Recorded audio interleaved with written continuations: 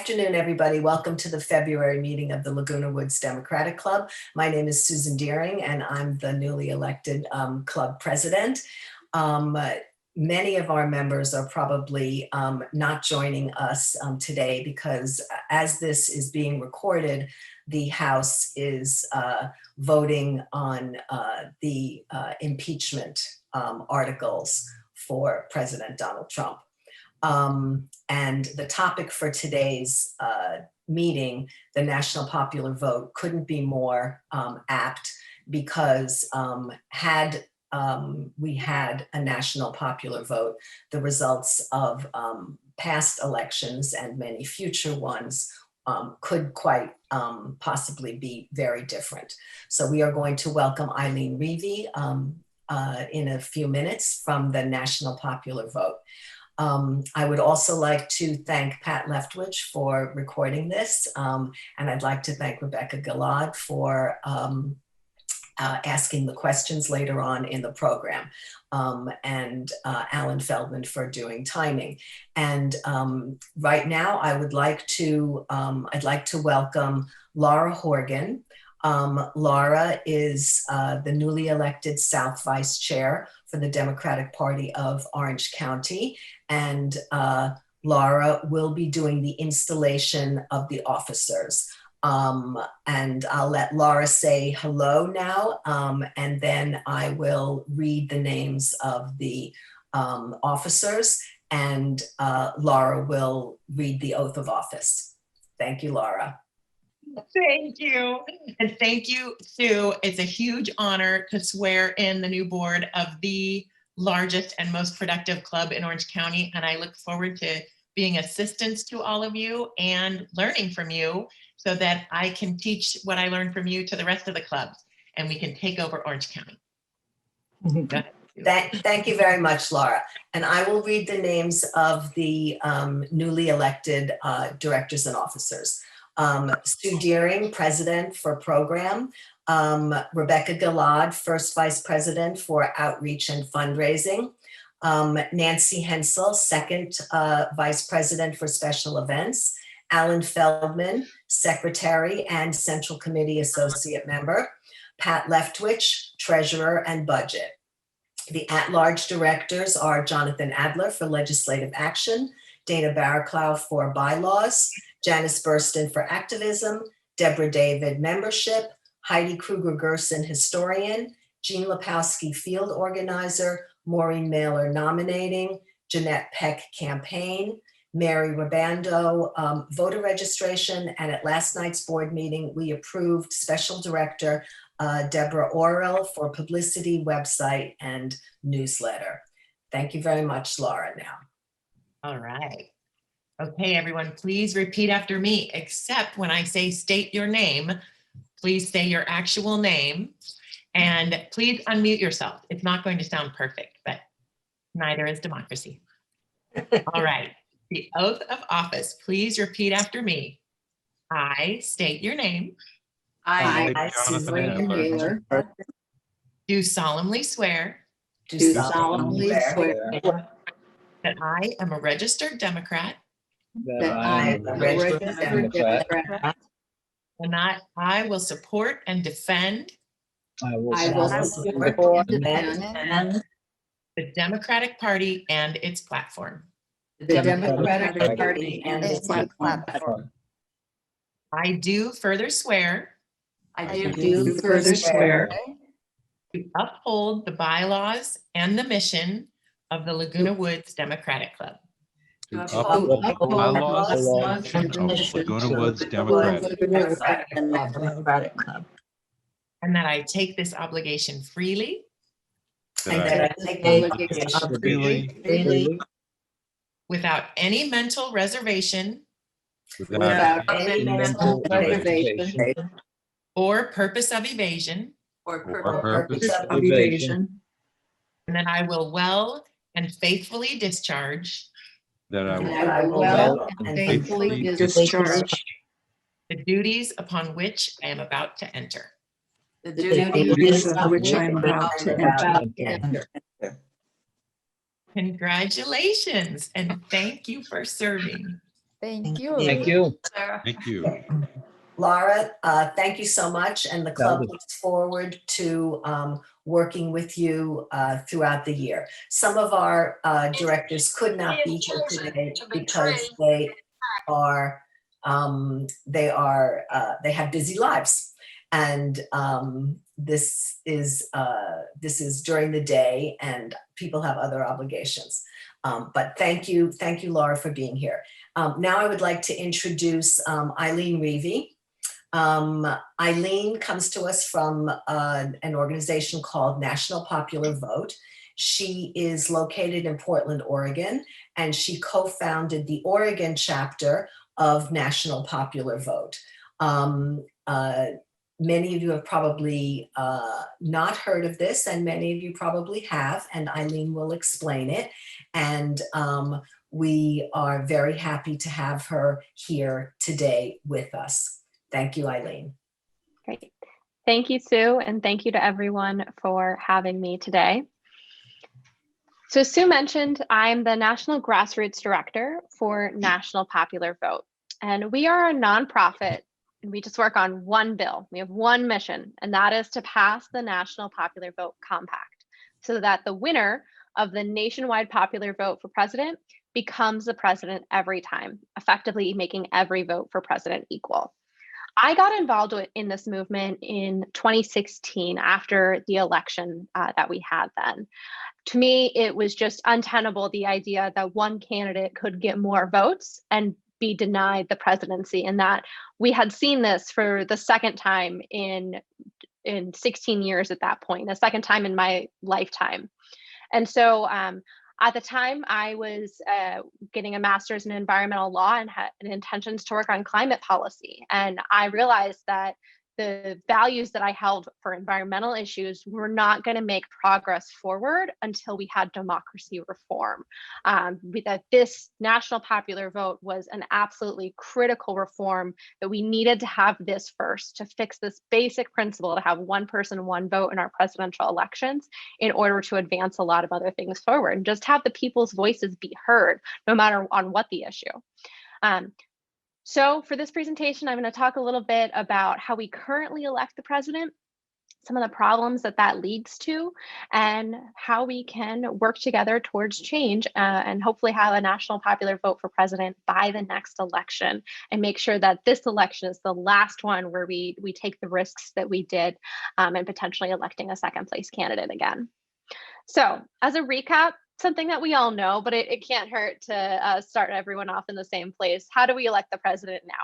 So we use the Electoral College. So on election day, you and I cast our ballots for the candidates of our choice, but the real vote is the one that happens in December when electors meet in their state capitals and cast their ballots. So 538 electors cast their ballots and decide the next president. States are allocated one electoral vote for every representative that they have in Congress. So one for every US House member, and then two for their 2 US senators. In order to win the Electoral College, a presidential candidate needs a majority of electoral votes. Currently, that number is set at 270.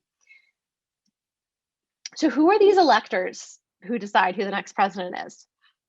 They're the ones that have the critical vote, and oftentimes we have no idea who they are. So the US Constitution gives explicit power to the states to decide how their electors are chosen. Specifically, Article 2, Section 1 reads, "Each state shall appoint in such manner as the legislature thereof may direct a number of electors." So those 17 words are the entire instructions in the Constitution to the states on how they select their electors. They say, it's up to you, state legislatures. You decide what's in the best interest for your people. So this is something that the Supreme Court has termed a plenary power of the state legislature, so an absolute power of the states. So currently, 48 states in the District of Columbia award their electors to whichever candidate received the most votes within their state on election day. This is what we would call a statewide winner-take-all law. So whoever got the most votes gets all of the electoral votes. So in California, if the Democratic candidate receives the most votes, as they often do, they get all 55 of California's electoral votes. Same thing in Texas. If the Republican candidate receives the most votes, they get all 38 of Texas's electoral votes. So if we look at the 2016 election, if you were one of the 4.5 million Californians who cast your ballot for Donald Trump, or one of the 3.8 million Texans who cast their ballots for Hillary Clinton, your vote was effectively thrown out at the state line. When the electors were awarded and went to the state capitol to cast their ballots, no one was representing your vote because you voted in the minority. And so the state law of this winner-take-all system is actually how we end up with diversion elections, where the popular vote winner is in fact the electoral college losers because of this winner-take-all system. And this has happened 5 times in our nation's history, where the candidate who received fewer votes became the president. Most recently, it has denied 2 Democrats the presidency, but we actually almost had it go the other way in 2004. So in 2004, if 60,000 voters in the state of Ohio had cast their ballots for John Kerry instead of George Bush, John Kerry would have won the state of Ohio, won the Electoral College, and become the president despite a popular vote loss just shy of 3 million votes. And so we're in an era right now of close elections. If 60,000 votes in one state sounds like a lot, keep in mind 115 million people voted in that election. So that was very, very close to having a second divergent election right after the 2000 election. And let's look at the 2020 election. This was a very, very close call of having another divergent election. So if 21,847 voters, let's call it 22,000, had changed their minds and voted for Donald Trump instead of Donald Trump instead of Joe Biden, then Trump would have won the presidency again. How that would have worked, Joe Biden's margin of victory was very narrow in 3 critical states. Just over 5,000 votes in Arizona, over 5,000 in Georgia, and 10,000 in Wisconsin. So if those voters had gone the other way, Donald Trump would have won those 3 states and the 37 electoral votes that go with them. What would have happened then is there actually would have been a tie in the Electoral College. What happens if that happens is the vote goes to the US House of Representatives. And you might think, oh, okay, well, the Democrats have the majority, so the Democratic candidate would win. But what happens if we have a tie in the Electoral College is that every state has 1 vote in the US House of Representatives. So California's congressional delegation would get 1 vote. Also, Wyoming, Liz Cheney is the entire congressional delegation in the House of Representatives. She would have 1 vote. And so because of this US House picking the presidents on a 1 state, 1 vote basis, and the fact that Republicans control a majority of the House delegations in our current Congress, we know that Donald Trump would have then won another term. So we were 22,000 votes away from this happening again, despite Joe Biden's 7 million vote lead in the national popular vote. And so, okay, we risk having presidents who don't get the most votes in office, but we also really skew the way that we elect the president because we have the entire campaign ran in just a handful of battleground states. So winner-take-all laws mean that most states are decidedly Democratic or decidedly Republican before the campaign even begins. And candidates in the general are only campaigning for a small number of voters in closely divided states. These are the swing states or the battleground states. So if we look at some of the recent election years, in 2012, 2/3 of the general election campaign events were in just 4 states: Ohio, Florida, Virginia, and Iowa. 100% of the events were in just 12 states. In that election, 38 states were completely ignored, including the entire West Coast, much of the South, much of the Northeast, and almost all of our most rural states and 12 of the 13 smallest states had no voice because it was a foregone conclusion how they were going to vote in the Electoral College. Similarly, in 2016, 94% of campaign events were again in just 12 states. In 2020, 96% of general election campaign events were in just 12 states. This year, Florida and Pennsylvania together received 37% of all general election campaign events. So battleground states have outsized power because they attract all of the attention during the general election. That's who the candidates are talking to. That's who they're trying to woo.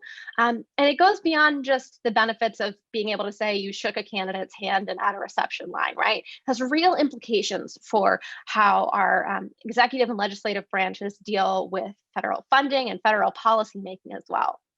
So looking into that, this book, Presidential Porks by Dr. John Hudak at the Brookings Institute, he found that overall controlling for variables, including a state size and natural disaster relief funds, presidential election swing states received 7.6% more federal grants than safe states and 5.7% more grant dollars between 1996 and 2008. Maybe that doesn't sound like a lot. Maybe that sounds, like, oh, 5% more, not a big deal. But we're talking about the US federal budget.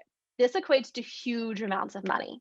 If Tennessee, which is an average size state from the 2010 census, if they had been a swing state in 2008, they would have likely have received 300 more federal grants for a total of $60 million every year that they were a swing state. Similarly, highly competitive swing states get twice as many disaster declarations as non-competitive states. A lot of money comes with those, and you think that they would be based on the severity of the disaster, the ability of the local government to respond, the amount of infrastructure impacted, weighing in, maybe they already had a hurricane earlier that month and their resources are really strapped. That's what you expect the federal government to be weighing when they're looking at declaring disaster declarations. But when you see the fact that swing states are getting twice as many, it really makes you start to wonder, is it okay that the person in the Oval Office is able to leverage federal resources paid by you and I and taxpayers around the country to curry favor with voters in certain swing states, let alone the implications of those dollars being, targeted to certain programs over others? But those are our tax dollars being used to help a candidate either win a second term or help them with the voters having a good opinion of their political party and hopefully help get their successor in office. So these battleground states, they get more campaign events, more federal grants, more disaster declarations, and all of these things are power in our political system, right? And battleground states have all the power. And we see this happening not just with funding, but with policy as well. So we see candidates propose policies that are geared towards winning over specific votes in certain states. So let's look at two examples. No Child Left Behind was proposed by a Republican candidate for president and was the largest federal action taken into public education in the history of our country. The federal government getting involved in something traditionally run by states is not what you expect from a Republican candidate for president in this day and age, right? But this policy was geared towards winning over education-minded voters, or moms, in the critical swing state of Ohio. And in fact, after George Bush won, he signed this bill in the Cincinnati suburbs. And in the years that this bill was in effect, battleground states were actually twice as likely to get exemptions from No Child Left Behind than flyover states. And people on both sides of the aisle do this. When the Obama administration was running for re-election, they had a federal tax credit program to promote clean energy. Ohio companies got nearly 4 times the average that went to other states. So states that happen to be closely divided during an election year benefit immensely from being a battleground state. But it's good to remember that these states change from election to election. And especially when we're talking to people that are in battleground states and might say, okay, well, it sounds like the system is working for me. We shouldn't change anything. I like getting this outsized benefit. You want to remind them that they could very easily be out in the cold with the rest of the safe states. If we look at states like Virginia and Colorado, they were swing states in 2016, and they both moved into the safe Democratic category this election. No one was wondering how they were going to vote. No one was trying to get their attention or their votes or was campaigning there. They were just squarely in the Democratic category, and states can really easily move that way. And we'd actually even see it happen in the middle of a campaign. You can go in October 1st, you're relevant, and by October 3rd, nope, sorry, we just don't have a chance of winning. It's too much in the other person's category. We're pulling out our millions of dollars and going elsewhere. I hope you weren't counting on us to turn out the vote in your state for your elections. So this has a lot of implications.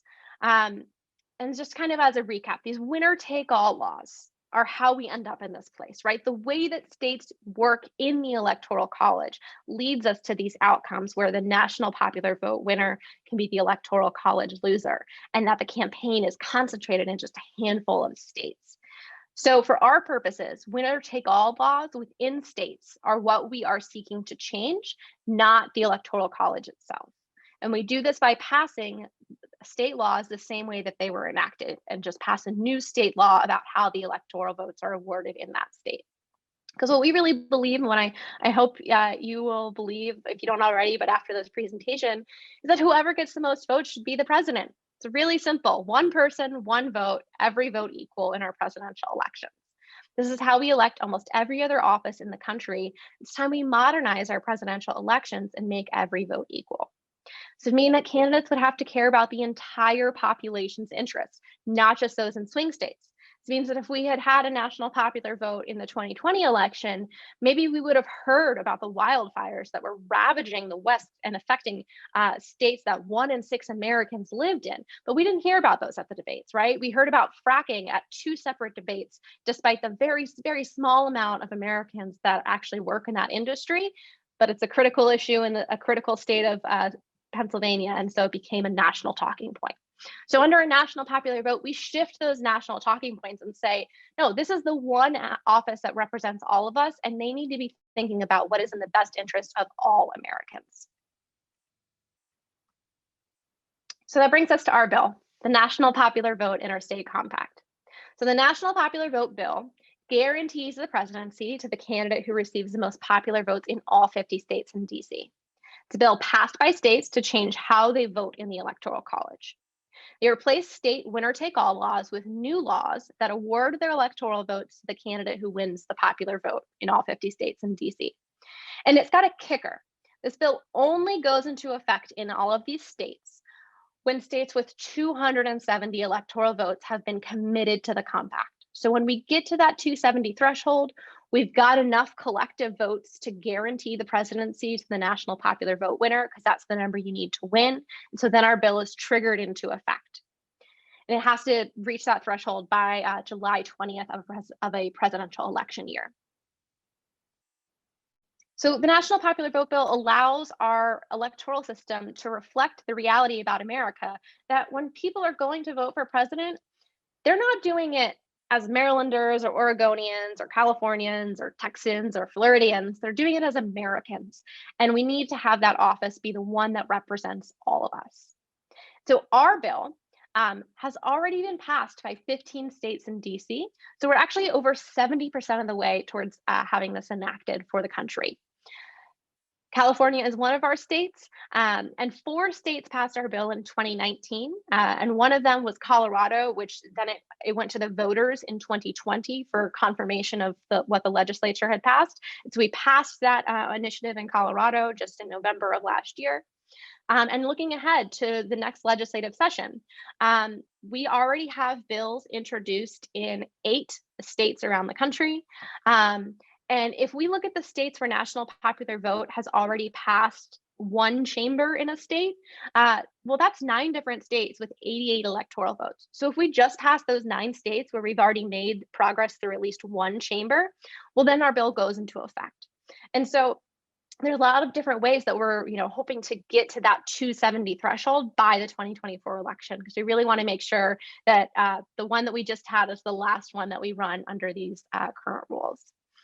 And so this is a nonpartisan solution to the battleground state problem. It's not a left or right issue, and it didn't come around as a result of the 2016 election. We were in existence a full decade before Donald Trump was elected president. It's an American issue, and it's about putting voters first. And it is constitutional. A lot of times people think, nope, the only way to achieve one person, one vote is to abolish the Electoral College through a constitutional amendment. And that's just simply not true, because electing the president determining how electors should be awarded is an absolute power of the states. And so we're just using that power and saying, hey, state legislatures, you should award your electoral votes differently. It's in the best interest of your citizens. And that goes back to that Article 2, Section 1, and those 17 words in the Constitution. And sometimes you might be thinking, well, hang on.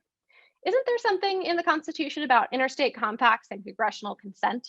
And so, yes, Article 1, Section 10 does say that congressional consent is required for interstate compacts. However, the Supreme Court has ruled that consent is only necessary for compacts that encroach upon federal supremacy. And this does not fall into that category because we're using a state power that's explicitly left up to the states in the Constitution.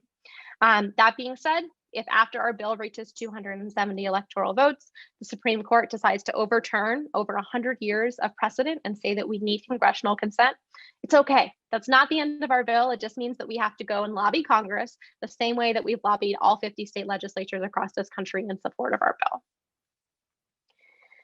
And states are able to withdraw from the compact. However, it's important to note that they cannot do so between July 20th of an election year and Inauguration Day, 6 months later. And the reason for that is we wouldn't want a state to be able to say a month before the election, oh, California, Democratic trifecta, it looks like the Republican's going to win the national popular vote. We're going to be really partisan and revert to the old system because we think we would win under the old system. That cannot happen during that 6-month period because of the language of our bill. And that's not enforced by me or my organization or even the governor of any state. It's enforced by the impairments clause of the US Constitution. And no state in the history of our country has ever left an interstate compact without adhering to the terms of that compact. And our terms say, okay, if you want to withdraw in October, it's not going to take effect until after the next president is inaugurated. And it's good to note that the framers didn't come up with our current system. And sometimes people think, well, what would they think about this? This isn't what they decided. Would they have a problem with this? But really, the framers came up with the concept of choosing electors, and they debated back and forth how those electors should be chosen. Not a single one of the issues that they voted on was the winner-take-all law. It wasn't thought of at the time that the Constitution was drafted. They voted on national popular vote. They voted on congressional district system. They voted on the governors appointing the electors. But winner-take-all wasn't even thought of. And they ultimately decided to leave it up to the states to decide. The state legislature was the closest body to the people. They could do what was in the best interest of their voters.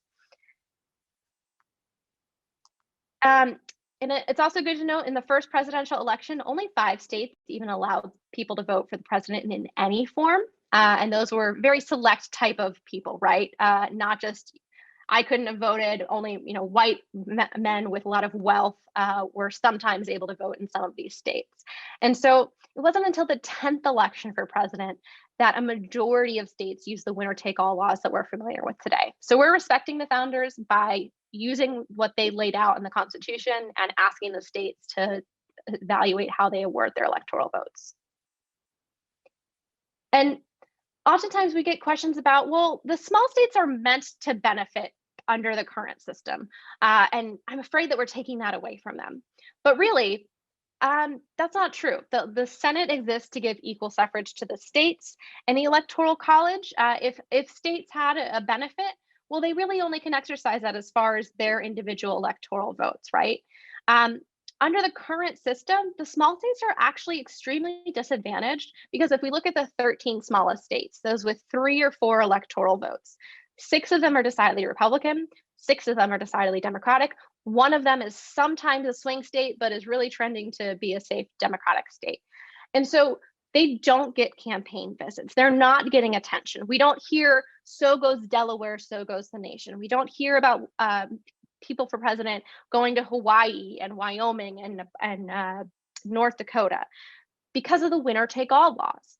And so that makes them disenfranchised, and they would have a better shot at this under a national popular vote. Because if we look at recent elections, the 8 smallest states, just those with 3 electoral votes, between 2008, 2012, and 2016 elections, they saw 1 general election campaign event. If we compare that to Wisconsin, which has a roughly equal population to those 8 states, they had over 40 general election campaign events in that same amount of time, but they only have 24 electoral votes, 10 electoral votes compared to those states' 24 electoral votes. So if the additional weight of that electoral vote was actually benefiting them, well, that would be different, but it's not because of the winner take all laws. And you don't just have to take my word for it. State legislators in Hawaii, Delaware, Vermont, and DC have signed on to this, recognizing that it will empower their voters more than the current system. And conversely, big cities aren't going to control the election either. It's a common misconception. I think it stems from people thinking that cities are a lot bigger than they actually are.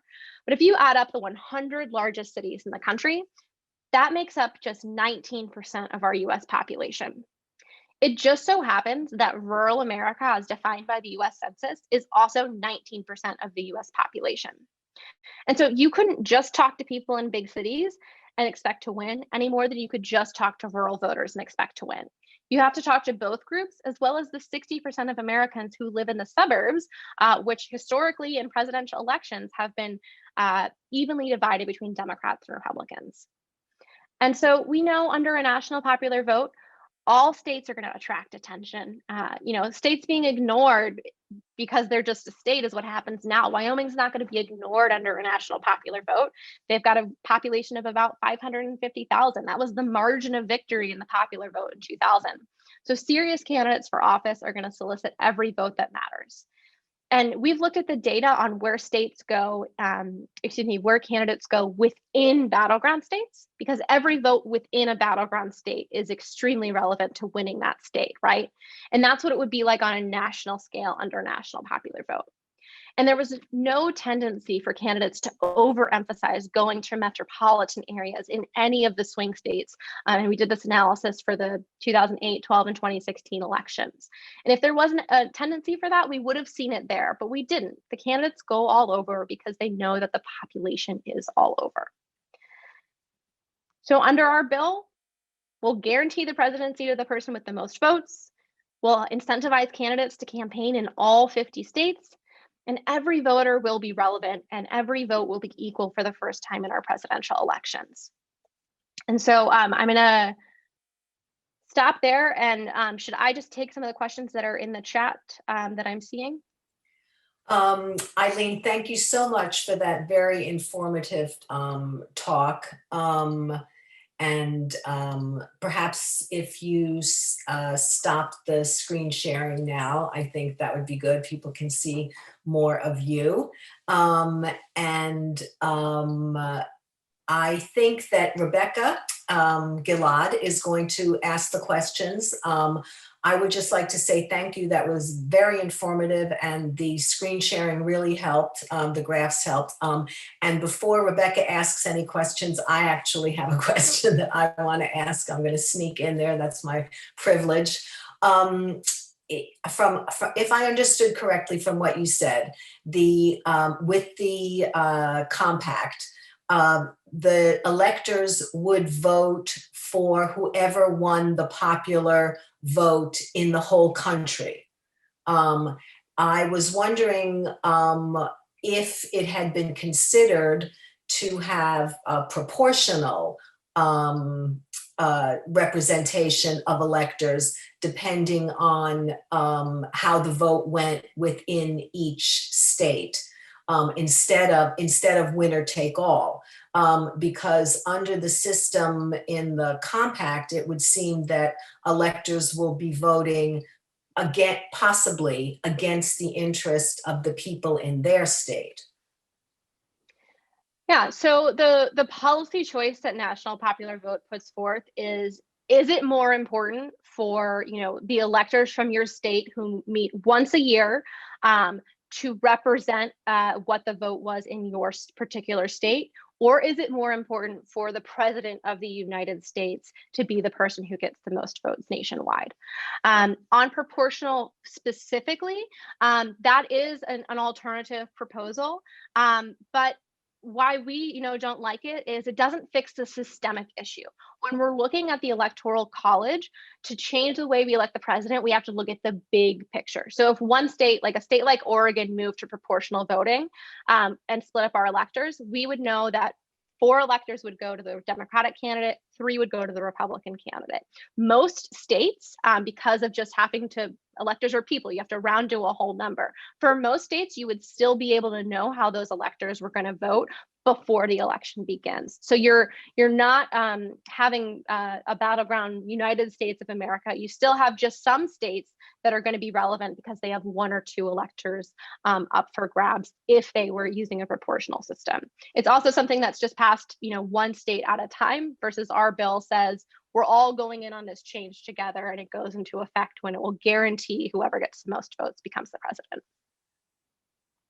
Okay, thank you very much. That was a good response. Rebecca, please. Sure. ask So the the first question is, may a state revoke its prior ratification of the National Popular Vote Interstate Compact, and followed by if any state has ever done it? Yes, so states can withdraw from the compact. They just cannot do so for that 6-month period around the presidential election. No state has ever withdrawn from the compact. We have occasionally seen states, state legislators who oppose the bill.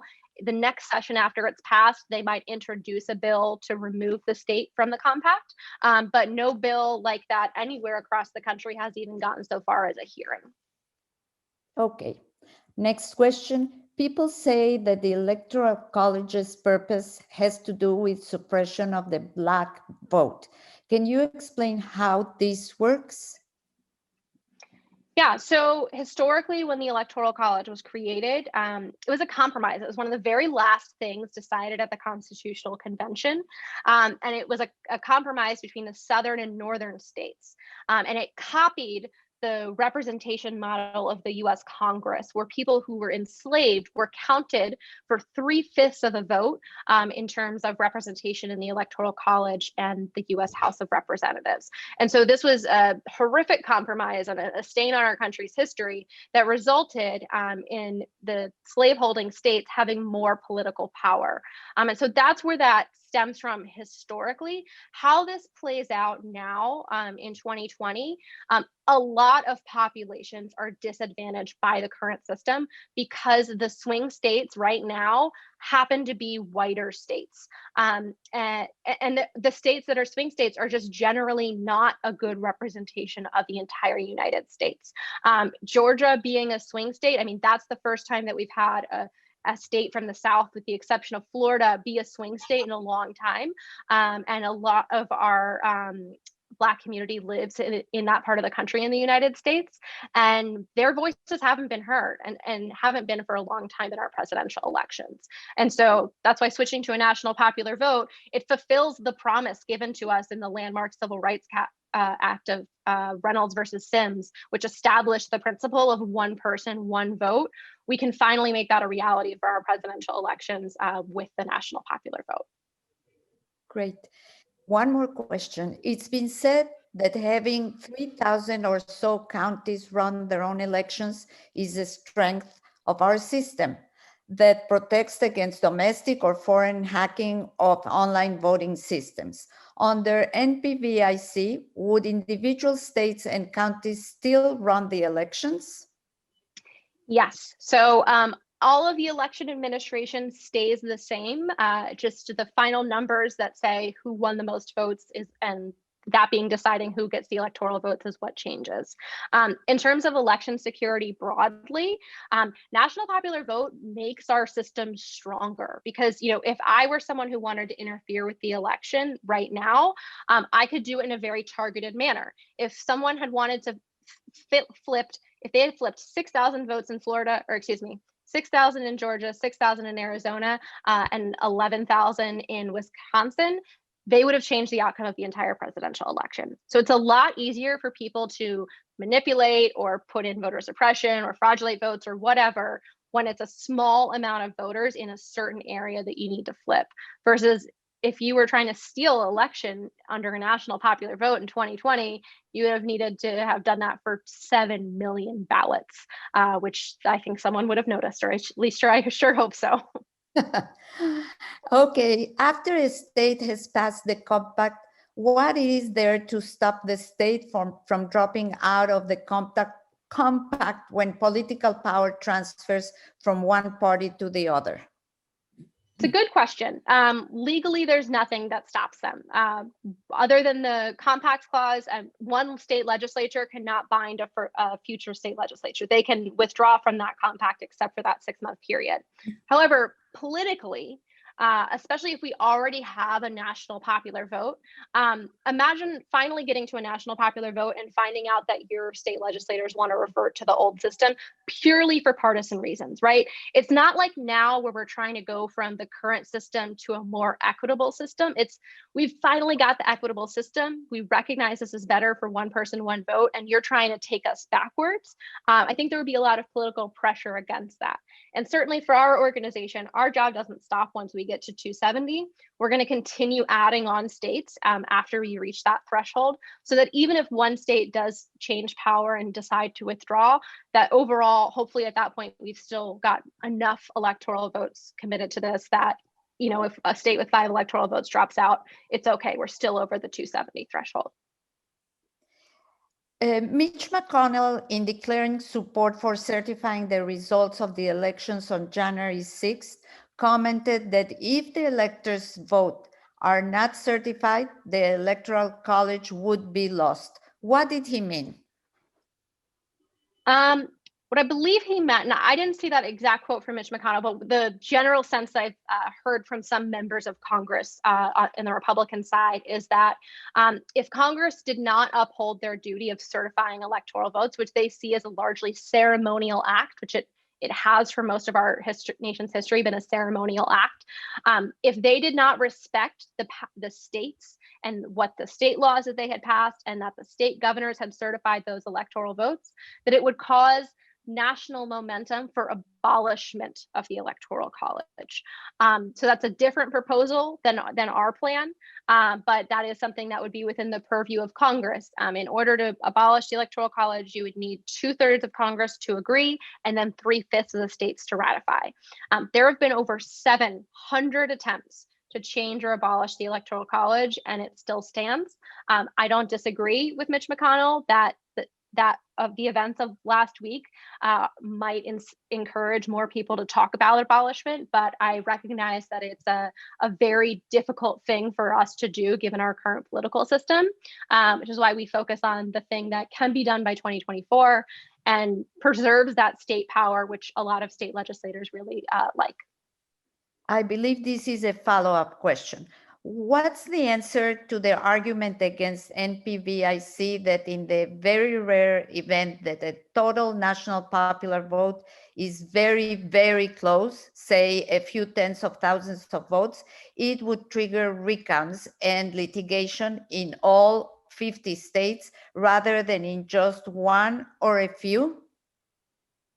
So if states leave their election laws as they are now, our national popular vote bill does not change any recount laws. So if they have the same laws, their recount would only be triggered by if the vote were close in their state as opposed to nationally.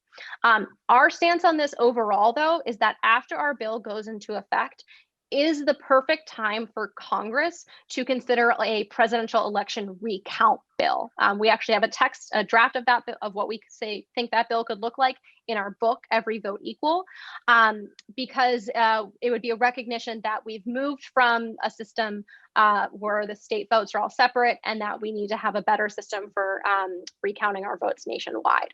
But overall, I mean, it's not inherently a bad thing, right? If we have more recounts in all 50 states, like let's just flesh that out. What we're doing is making sure that every ballot gets counted accurately. And that's not a bad thing for our democracy. But the congressional recount bill that Congress could take up would say, okay, well, it only gets triggered at this point. And it would also set requirements that states would create plans for how they're going to deal with that recount months ahead of the election so that it wouldn't be something that was figured out at the last minute. Could you please tell us which are the states that are closest to ratification now, and what is the strategy of your organization going forward? Absolutely. So we're very hopeful that Virginia could be the next state to join this just in the next couple of weeks. Well, depending on when this airs, the Virginia legislature gavelled in January 13th.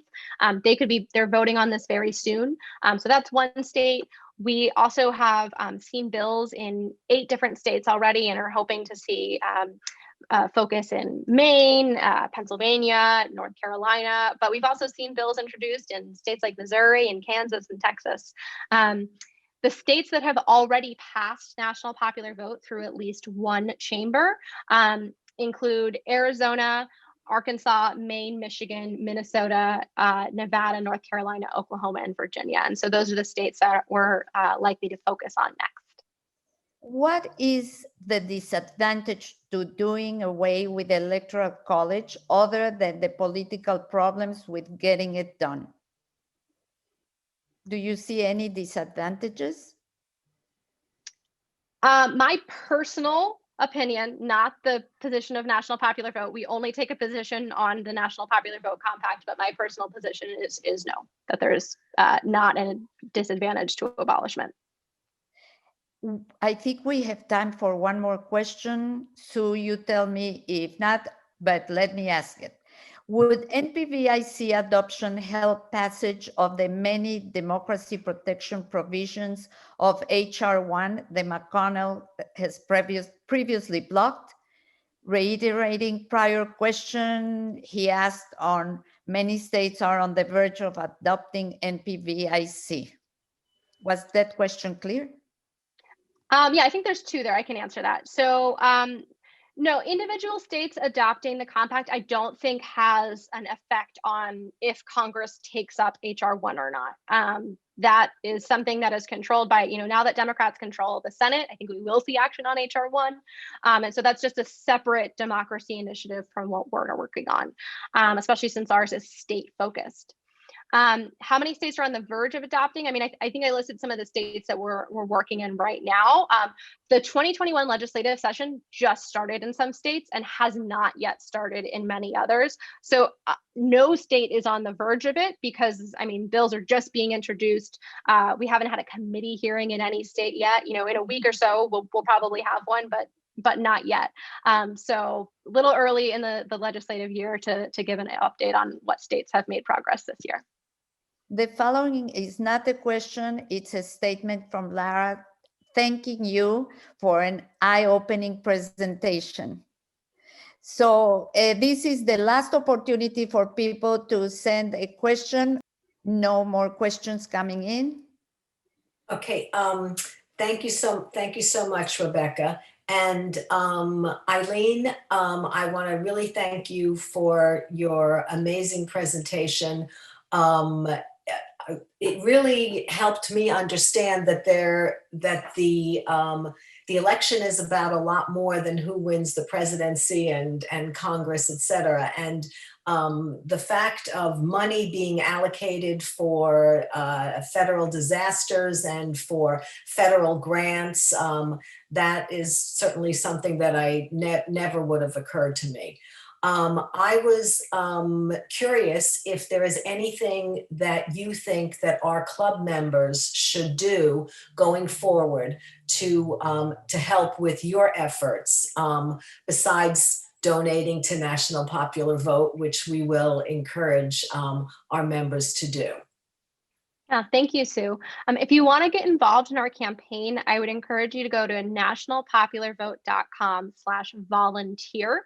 If you sign up through that form, you'll get linked in so that when we're doing phone banks into states, and you can help us with that from across the country and help us with public pressure campaigns. And sometimes we do postcard activities into voters in certain states. And so that form would be the best way to get involved. And certainly if you wanted to write your state legislator, even though they've already adopted this bill, maybe you just want to let them know that you really support this. You can always send them an email at nationalpopularvote.com/write, WRITE.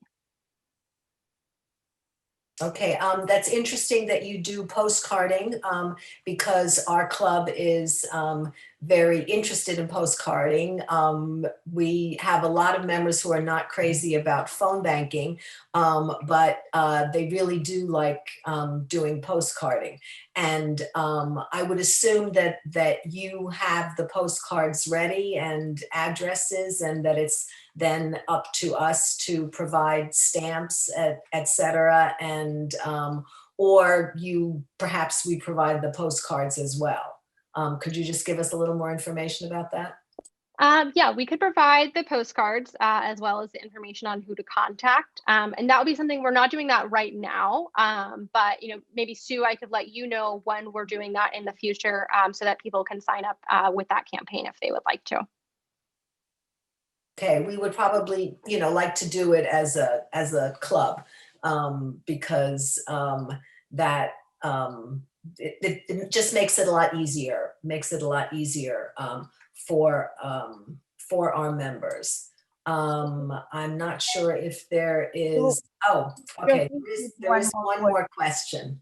Go Yeah. ahead, Rebecca. Would it help NPVIC if California again passed bill, it passed in 2017, fully stating the case for NPVIC and calling on other states to do so? Nope, California is in the compact right now, so there's not a need for the state to pass a bill again, and they couldn't really even consider that bill because it would be the exact same language of what's already on the books for the law. Okay. Any more questions? I'm sure I'll get many once we're done. But really, truly, you have taught us a lot today of things that we weren't clear about and why it's happening and who to blame. Thank you. Yeah. Thank you so much, Eileen.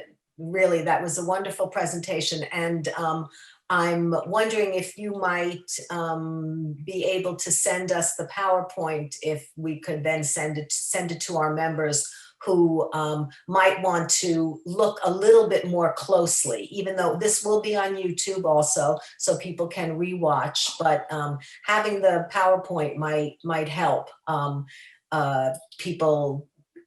When you see it visually like that, it really helps your retention, especially for us older people. I would like to thank you very much, and we will be encouraging our members to donate to National Popular Vote and perhaps consider a donation on behalf of the club as well. And I will be recommending you to other clubs in the area who are interested in this very, very important topic, especially now. Critical times for all of us. I would like to thank all of the directors, the new directors for 2021. And I'd like to thank Laura Horgan for installing the directors today. And I'd like to thank Rebecca for the questions and Pat for the Zoom, and everyone who has tuned in today. And I hope that you will continue to watch us on TV6, which has so kindly allowed us to air these programs 4 times a month. Also, don't forget to look for our Black in Laguna Woods programs, the interviews with 3 African-American residents of Laguna Woods, which are also aired once a month on 4 times a month, sorry, on Thursdays at 5:30 p.m. for the month of January. And we'll see about February. This is being aired in February, so that was not sensical what I said. That's okay. All right, everybody. Thank you so much for tuning in with us today. And we look forward to seeing you again next month. Thank you, Eileen. Bye. You all. Thank you. Thank you.